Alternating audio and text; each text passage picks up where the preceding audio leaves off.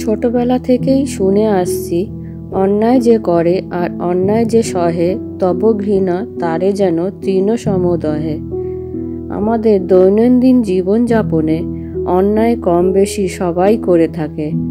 এক হাতে তালি কখনোই বাজে না, মিথ্যার জয় জয়কার সর্বক্ষেত্রেই।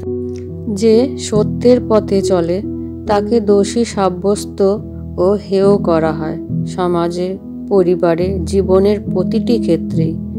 যে মুঠো মুঠো টাকা খরচ করে সবার মুখ বন্ধ করে রাখতে পারে সে ন্যায় বিচার পায়, আর যে মুঠো মুঠো টাকা খরচ করতে পারে না তাকে আস্তাকুড়ের কীটের ন্যায় পায়ের তলায় পিষে মারা হয়।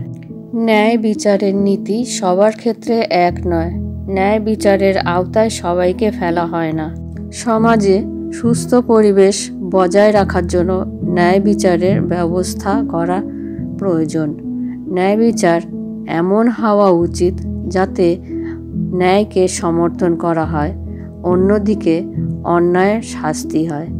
অন্যায়ের জন্য একটি বিচার হওয়া উচিত।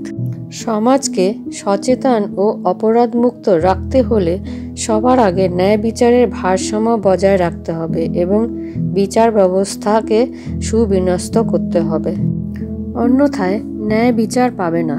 দেশের আইন শৃঙ্খলা ব্যবস্থা কঠোর হলে তবেই মানুষ সঠিক ন্যায় বিচার পাবে।